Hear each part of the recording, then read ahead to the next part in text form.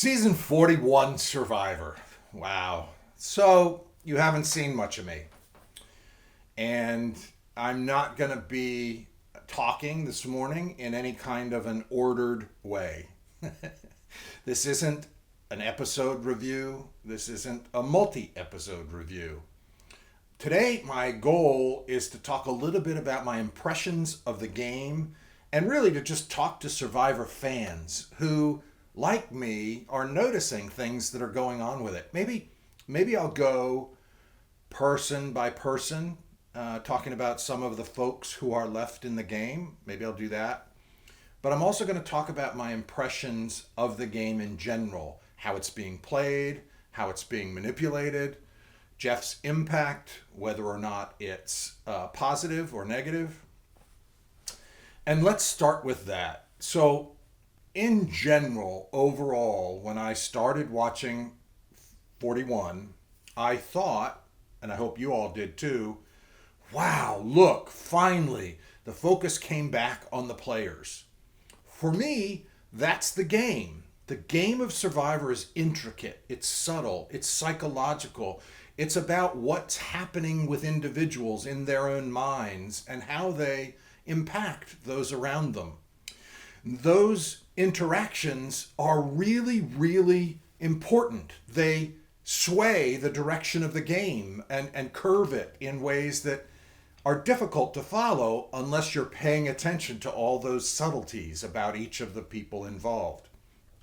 And when the people behind the scenes either edit the show in a way or add distractions to the show, it takes away from the time that we get to spend with each of the personalities and therefore get connected with them, make predictions about their gameplay based on who they are or how we perceive them to be running through their options, because you can see it in many of their heads. The camera angles, the footage is fantastic. I mentioned again that the scenery, the folks, the colors, the just the visuals of this season are really, really potent. I mean, they've upped their game. It looks phenomenal. Even the challenge crew has created challenges that are vibrant and jump off the screen at you. It's awesome. It all adds to the pleasure we get as fans, I think, of Survivor, other than the distractions. So let's talk about them. You know, and I've heard feedback about how many of you think that my disdain for Jeff Probst might be interfering with my objective review of the game. I don't think it is, and I'd challenge anybody to talk with me about that, but at the risk of you thinking that more, I'm going to talk a little bit more about what I perceive as horrific changes and interferences with what I think is the game, Survivor, the game that we fans love and that we react to emotionally and that draws us and our families and our friends in every week for all these years. And it's at risk, I think, of being dissolved amidst countless distractions. And let me be specific. So when I say distraction, I'm going to talk about anything that takes away from the actual game. So some of these twists that Jeff calls them that are arbitrary, some of the changes that have nothing to do with gameplay and then that cause people to, without any opportunity of their own to be a better player or to be cautious or to think through what options they might make, alter the game irretrievably. I think that's a distraction. That isn't Survivor. Now, some might argue that part of Survivor is being prepared for twists. I'm one of those. I'd argue that adaptability is maybe the main key to success in Survivor. But I believe that one's adaptability must be within the context of the game. One must be able to adapt to the shifts and the changes, not to be arbitrarily, beheaded amidst the game without any warning, without any possibility of working to avoid that kind of an end, and to continue your game in Survivor. So for, out of the blue, and I don't have any order in my head as to the specific examples I'm going to use, but let's look back at not Evie, Erica being separated from the group, and she's out there alone, and then Jeff comes and gives her the decision to smash the hourglass. Oh, the drama of that. Just turn the hourglass over. That would reverse time, image-wise. But no, there's all this drama and build-up, and, the sledgehammer and smash. I don't know if many of you are following me, but it drives me batty when the unnecessary dramatics are interjected by Probst and producers, as opposed to the often very powerful and dynamic personality shifts and choices that individuals make. They're just as exciting. We don't need to have these fake dramatics interspersed among the stuff that we're watching that is really Survivor. So Erica has to make the decision whether to turn the game back or whether to leave things as they are. If she doesn't smash the hourglass, the game continues as it is. The folks who won the immunity challenge continue with their reward. But if she smashes the hourglass, the folks who won the challenge lose that reward of what they won in the challenge. How could that possibly be reasonable in the game of Survivor? If you've worked and planned and plotted and been sufficiently aware to get together and win a challenge, whether it's immunity or reward or whatever else, someone else's arbitrary gimmick can steal that from you? Come on, that would drive, that does drive me, I consider myself a Survivor fan, batty. So those of you who watch the show and see those kinds of distractions, I hope, are driven batty. I hope you're not bamboozled. I hope you're not kind of caught up in those dramatics in the way that I think Probst and the other producers who might be involved in making those decisions wants you to be. Because I think that takes you down a path away from the game. That particular instance where Erica had to smash the hourglass in order to turn back time left people without something that they had won. That makes no sense to me. It undermines what is probably core to the game. That gathering of data among participants and gathering of enough data for the person who's skillful and most adaptable to make those incredibly important decisions. So you see them all the time, like those decisions. Imagine, is it later on when Shan, who's always got tons and tons of opinions, is faced with trying to decide whether to get rid of one of her own or to get rid of someone who doesn't matter. If she makes a decision based on all the information she has, and then an arbitrary distraction is thrown in by Jeff without anyone's knowledge, how can that be reasonable in the game of Survivor? How can that be something about which we fans could feel good or have pride in whomever it is that becomes successful in the game. We can only do that. We can only maintain this fandom. We can only maintain the excitement with the game so long as the game is worth being excited about. If the game becomes as arbitrary as I feel like it's becoming because of Probst and other producers' lack of understanding of the game, and I guess you'd call it jumping the shark in trying to switch things up for no reason, then we lose. We fans lose our game. We lose the excitement, and I can see myself not caring about a Survivor episode if we've gotten to the point where it doesn't matter whether you play well, it doesn't matter if you're a good Survivor player. It makes no difference what alliances you've built or how comfortable or uncomfortable you are in the current scenario. If it's eeny, meeny, miny, mo, and not up to the players and their personal dynamics themselves. Does that make sense? I hope you're following that. I'm really adamant about how dangerous it is, and I feel like it's happening repeatedly, over and over and over and over again.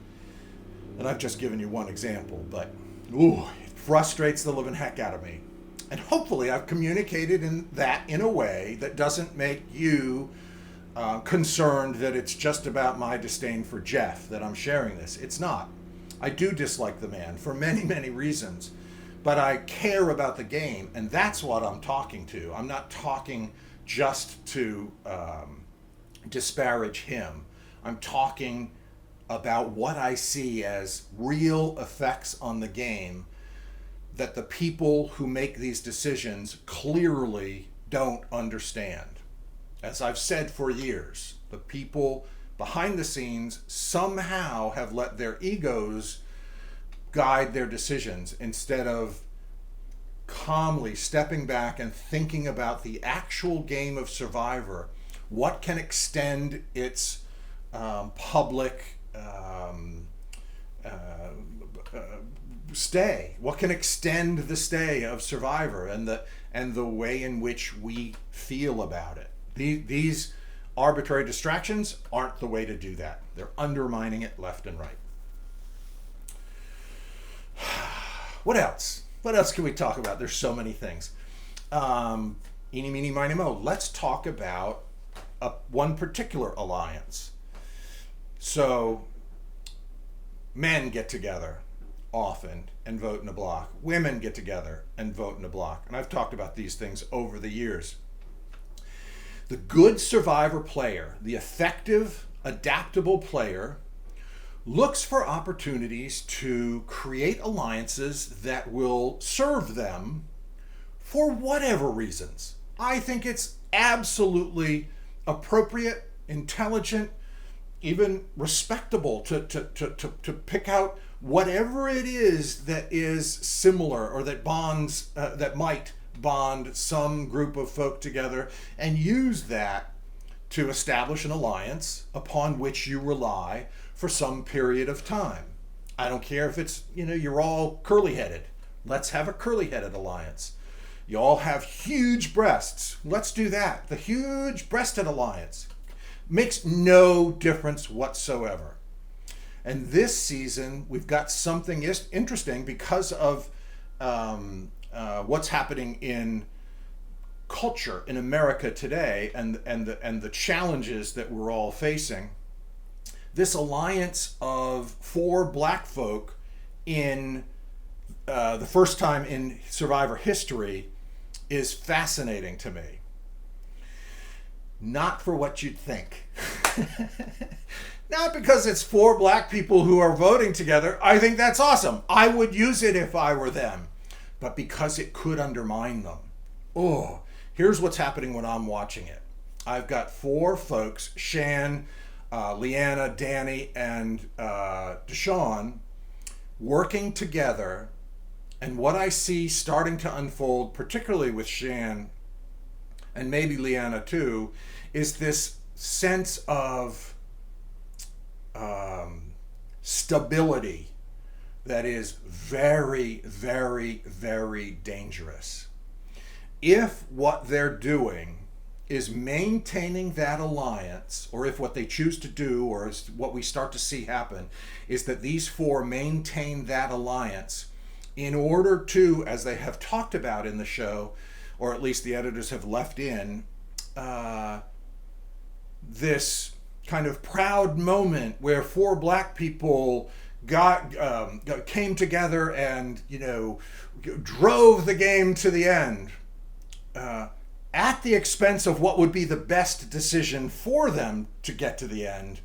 It could undermine it for all of them. So I wish what I were seeing, and I can't tell whether this is just editing or not, is more conversation about what possibilities exist. So gosh, wouldn't it be great if we could do this together, because we are connected, and boy, it's a powerful alliance. The four of them are really smart and playing well, and that's rare enough to have that many people kind of having insights into the game individually that is causing them to make decent choices. That's great. And you get together because you have a bonded commonality, phenomenal. But that good player, the one who's going to win, that incredibly adaptable, successful survivor player, isn't going to rest on his or her laurels because they're in the black group. If you get caught in your alliance, you're the men, you're the women, and you get stuck in that and you don't think about a time at which you need to dismantle that, dynamite that alliance in a move that sets you up in a better circumstance, then you are responsible for your own potential loss. Ooh, so this goes to this whole cultural thing. When did Survivor start becoming, and I think this is back-ass words, some kind of a, I think it was in 39 and 40 and whatever, where Probst particularly started to get politically correct preachy or socially preachy and pretending even. It's not even real with his come on in guys thing that he wanted to talk about and get the spotlight on him and the show making an issue of it and saying it out loud. Damn stupid from my perspective, infuriatingly distractful, etc., and not their damn responsibility. This game is powerful, intriguing, and wonderful as it is because we who watch, we who are fans, get to observe reality, people, who they are, what they're doing, what ideas they espouse, what racist, sexist, political, whatever it is, commentary, ideas come out of their minds, come out of their mouths, or impact their choices. And then, outside the game, we can talk about it. It's what causes viewers to be so connected to the game. We get introspective. We ask ourselves, is this what I believe? Is that happening? How is this wrong of them to have done something this way or that way? But as soon as those kind of potential lessons are removed from the natural progression of the game and from the individuals who are making the choices, and those producers, Probst and the others behind the scenes step in and start to preach, I can go to a particular place where they have a particular view and I can listen to those ideas on my own if I want. I don't go to Survivor to hear what you think as a producer of the show. You want to tell people that's politically correct to inspire them to believe that Survivor is woke. Oh, puke. It's really nauseating to me, perhaps because I know the people behind it and I know much of the sad reasoning that drives some of these choices.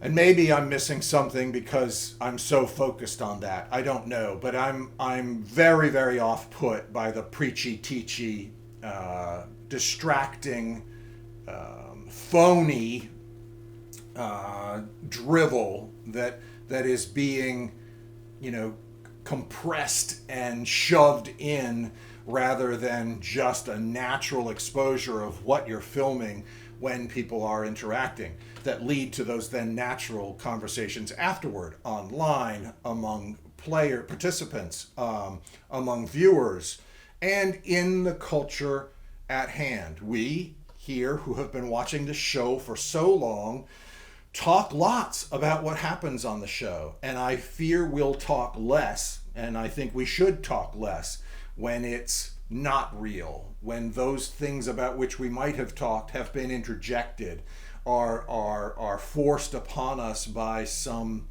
preachy individual who themselves has a long way to go in order to learn how to interact in a more mature, reasonable, and appropriate way, understanding others outside of their own kind of ilk. Ugh. I hope I've got a tone today that isn't as adamant and over the top as some people have complained about. And I hope you can listen more as I try to describe these things in ways that are hopefully very objective and clear. That's my goal. So back to the foursome, the four black folks who are playing the game as, at this point in my taping, as an alliance. I'm so excited about it. There are particular players within that alliance that I think have the potential to do really, really well. I'm going to go out on a limb and say I'm not sure that's Shan anymore. I had some high hopes for Shan earlier on. But as we see more and more footage and watch more and more what's happening to her, I feel as if the intent with which she began has started to be impacted by the stresses of the game. And that's dangerous. So Shan talks really well about things that she should do, things she's capable of doing as a pastor, things she needs to do well in the game. But in practice, her impact on others is what matters. And she's already destabilizing that alliance by being, too determined to force her opinion, her perspective, to direct the course when members of her alliance are already concerned about her being too directive. Sometimes members of an alliance can recognize that you're being directive and then use that to their advantage, just allowing it to happen. But we can see Deshawn's discomfort with the way in which Shan is so directive. I'm beginning to sense that Liana and Shan might end up having some issues with respect to who's making decisions and whether or not the information at hand, depending upon who it comes from, isn't as well evaluated as it should be. But what about Danny? Oh, I like me some Danny. Danny is fascinating to me. This is a guy who should be frightening. He's incredibly competent physically. He's quiet enough to be, for a good player, for an aware player, to be wondering what's really going on in his head. He contributes. He's observant. Ooh, I've got my eye on Danny. I think there could be much brewing there, and we'll see what happens. Obviously, I never make predictions, but I do like to talk about the specific ways in which people play. But to wrap that up for now, let's watch this Black Alliance, let's call it that. These four are capable players. I can talk a little bit more about Liana at some point. I'm concerned that she is a little too wound emotionally, even though she's got lots of good logic and lots of good awareness, and she is very appropriately, I'll say this, sharing those emotions and that stress and her choice making and all of what leads up to how she makes those choices with the interviewers so that we, the viewers, get to see what she's thinking. I feel like just a little too much of that energy, emotion, stress is communicated to too many of the other players. It's a really subtle thing, but it's got to be taken down a notch in order for her to be perceived as reliable, as competent, as not a threat, etc. It's those emotions. I'll go back, like Tiffany, just really, out there, so happy to be part of the game that I think there was a lack of control with respect to how she was communicating who she is to others. And that's dangerous because you can't be perceived as reliable is the only word I can come up with at this minute. You need that. You need to be perceived as reliable and non-threatening for some periods of time to be in the game for an extended period. Who else? Let me touch base on Nasir for a minute. What do you think of him? This is an interesting one for me to talk about. This dynamic with respect to Nasir. As a player, I'm more than concerned about Nasir's capability. I feel as if what Nasir is an example of is enthusiasm, excitement for the game, someone who's prepared, someone who's thrilled to have the opportunity, but simply lacks the capacity to play Survivor. So go with me. I get it. I'm sure you think that sounds harsh. I'm sorry. It's not a personal attack. I just objectively believe Nasir lacks the capacity to play Survivor well. And here's what I mean by that. He, on paper, or how do I say that better? Ostensibly is playing hard. He's clear about this. He's working hard. He's talking about the way he is impacting people. And no, I'm not willing to do this because I might need it. And yes, I might do this. And I'm, let's not change. And I don't know. There's an inflexibility there. There might be a bit of a communication gap where he isn't paying attention sufficiently to how he's perceived. So is he missing it in the subtle nonverbals that are clear to me being communicated by other players toward him?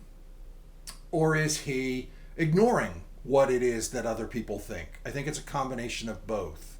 I think he's so convinced that if he does what he thinks he needs to do, he's done. He's okay.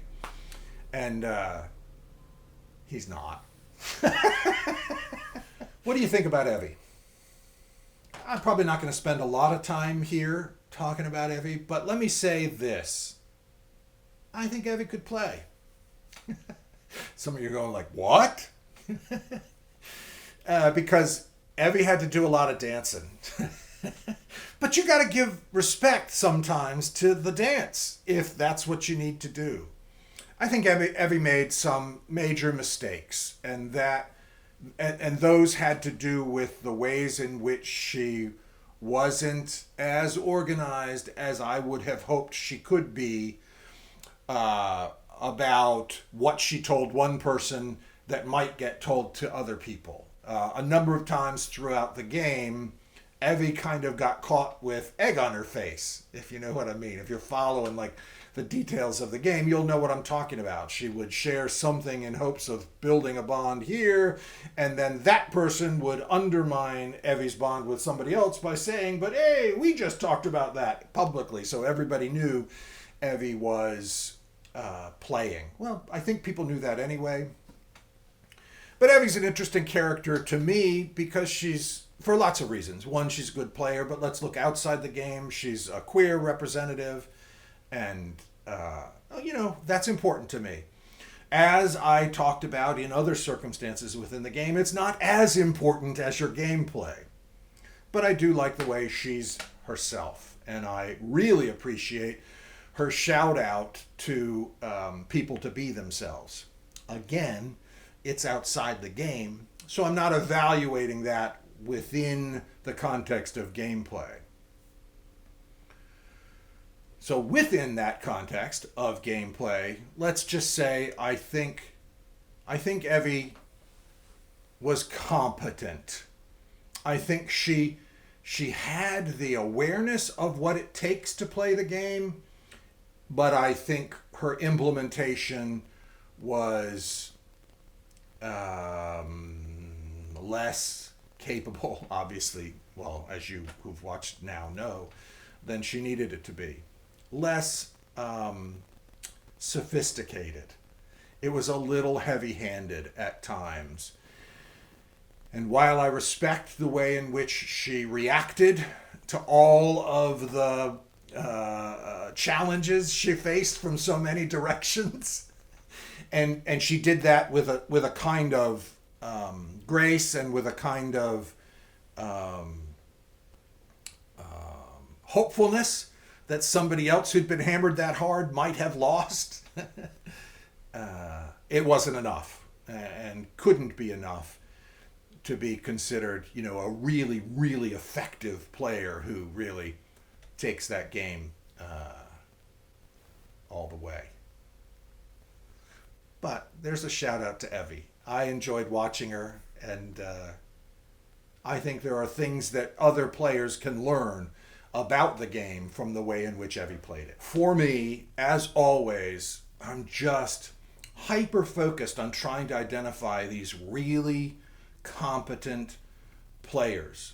And it's difficult because sometimes I'll see people who have signs of being a decent player, and then you wait and realize as you see more footage of who they really are that they lack a subtlety here or a skill there, and they're not playing at a level that excites me. Right now, as I tape this, I've got to say, Xander excites me. Yeah, I hear you. I know what you're all thinking. You think I'm drooling because he's sexy. Well, he is. Yeah, I know. I'm an old man, a creepy old man talking about this gorgeous young man. But let's try to set that aside, will you? Some of you will be able to, and some of you will just be, certain that that's all I'm thinking about. Listen, it's not. I find him incredibly attractive, but there's a lot that goes into it. It's not just physical. And that attraction, that attractiveness builds in me as I recognize his skillfulness in the game. And so that's what's happening to me now. I hadn't been all goo-goo about Xander initially because I didn't know how he was going to react to being such a target. But he's done beautifully. He's done really, really, really well as he's played the game to garner advantages, to build relationships, to be perceived as a listener and someone who's as non-threatening as possible, given how objectively threatening this guy really is. He's capable physically. He's calm and clear-headed emotionally. He doesn't seem to overreact. He doesn't seem to lose sight of his goals. And I'm so impressed by so many different aspects of his gameplay. So I say watch this one. Watch Xander. Take a look at how he's been able to stay not just in the game, but influencing the game, even while there are others, like Liana and others, talking about how dangerous he is. You can see the way Liana talks about Xander that she's already emotionally invested in it, overexcited about how much of a threat he might be, maybe overconfident. A number of her interviews, to me, seemed overconfident about how clearly she seemed to think he was threatening while believing he had no sense that she might be. I think that's missing the boat, and I don't think that shows well for Liana. I think she should have been wondering more whether Xander was more capable than she's communicating, because I think he is and has proved himself to be. So let's talk about one fascinating example where there's a confluence of great choices he made that resulted in a beautiful play for him at the merge tribal, where he had already, prior to even this dynamic coming into play, made a fake idol. That's somebody who's thinking. Somewhere in his spare time, ahead of time, this dude created a believable fake idol. And what a surprise. There came a point in the game when he was appropriately thinking there might be a good time to use that. He had it available at that time to use. How many other players have done that? I don't know if any of them have. Whew. I hope you don't miss how indicative that is of how Xander's playing.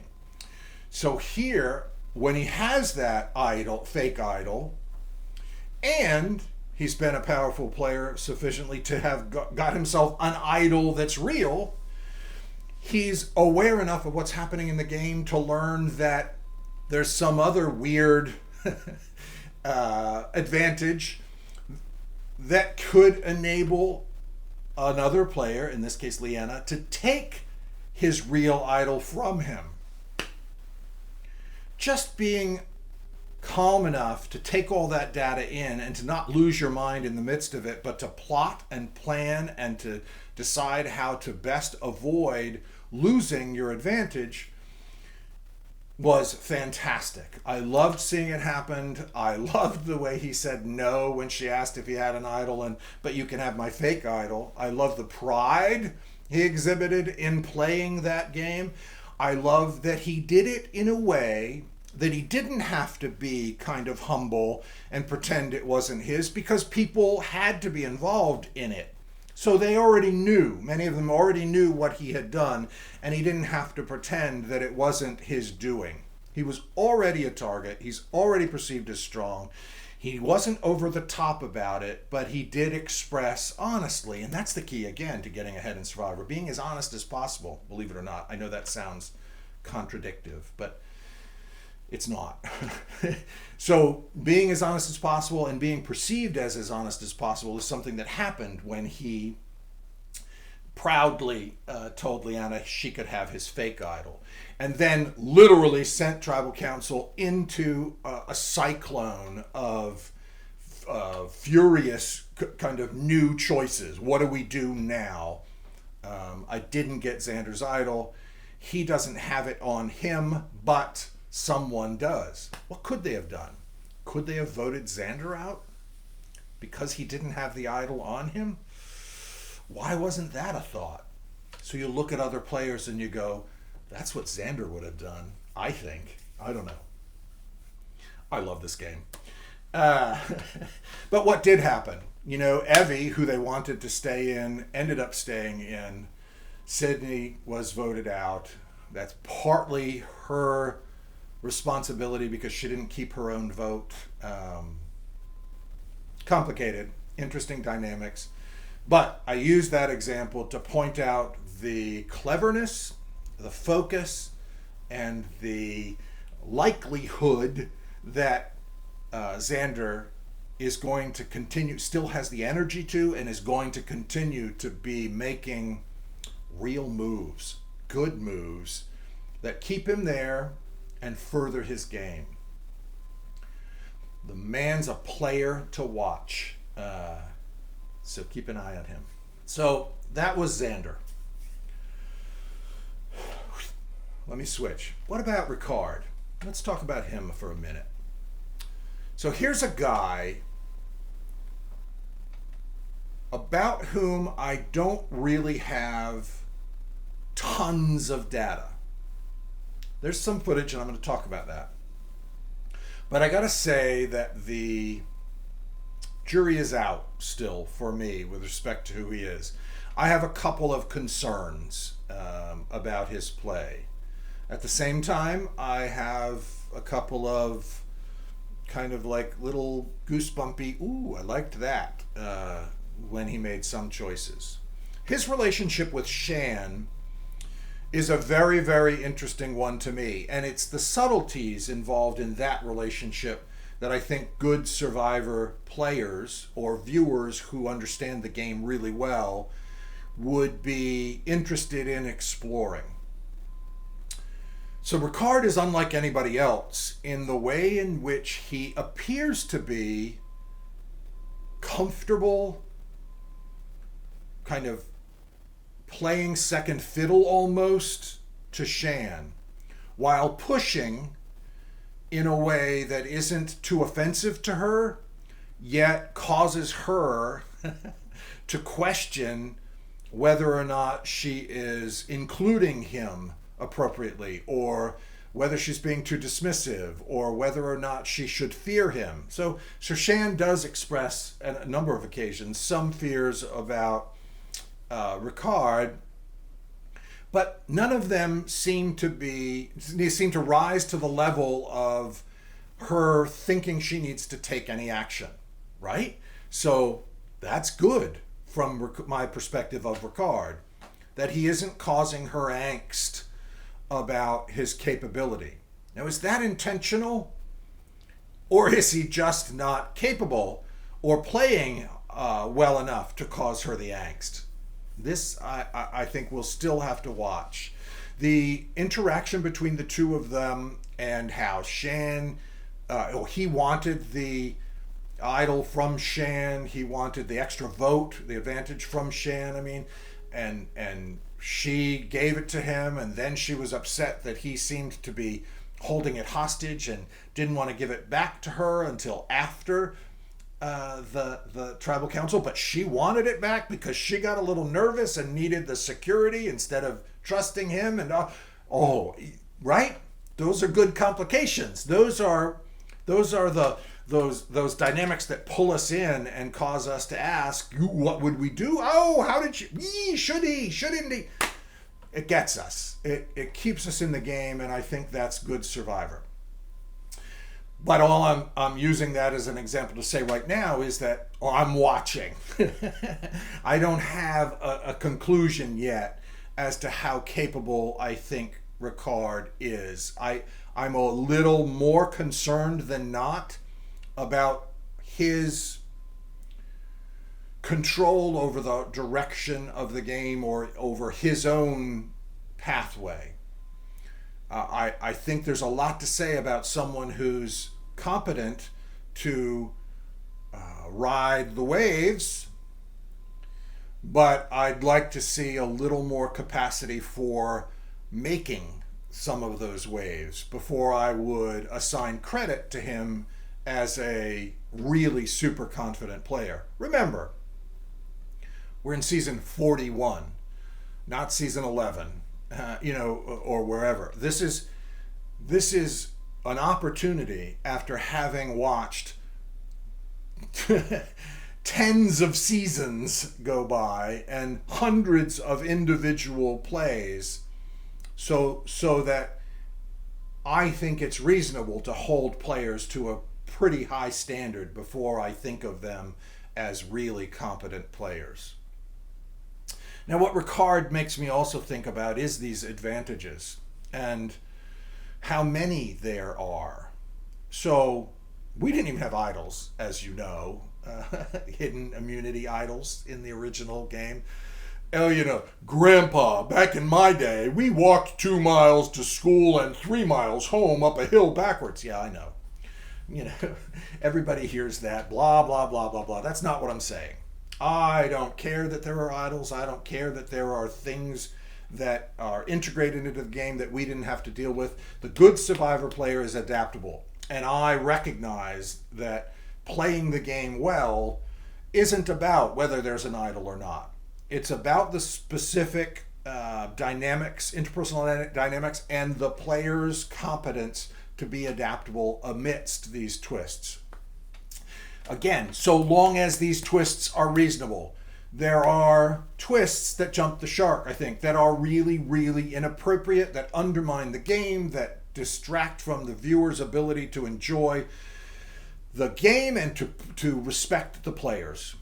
And so they bother me. And they're frequent, actually, sadly, way too frequent, because I think people making the choices to include them aren't sufficiently understanding what the game of Survivor is about and what draws viewership. It isn't just about changing it up for changing it up's sake, or it shouldn't be. And unfortunately, they've made it that way in too many cases. But let's talk about the idols and advantages and twists in general. Are you feeling as if there are too many? I want to be cautious about how I respond to this or what I put out there as my perspective about them, because as a Survivor player, I'm not concerned about reasonable twists that have fair opportunities for those involved to manage them, to react to them, to adapt in ways that can maintain kind of the consistent development of the participants, all of the participants, gameplay. What do I mean by that? So long as all of the participants who are playing at different levels of effectiveness, right? There's some good players, some horrible players, some people who are excited to be there and maybe kind of just hanging on, riding coattails. We need all of these players in order to play the game well. Oh, did I just talk about Heather? Oh, sorry. I don't want to hurt anybody's feelings, but I think that's one who is kind of hanging on, and I see her enjoyment. I love how much she enjoys being there, but I don't perceive Heather as an effective player who's taken her own course of action and protecting herself, etc. I feel as if she's kind of floundering as she attempts to just hang on, and I think the other good players are using her appropriately as necessary, and so far that's kept her there. Good for her. But I'm not concerned about Heather winning. I don't.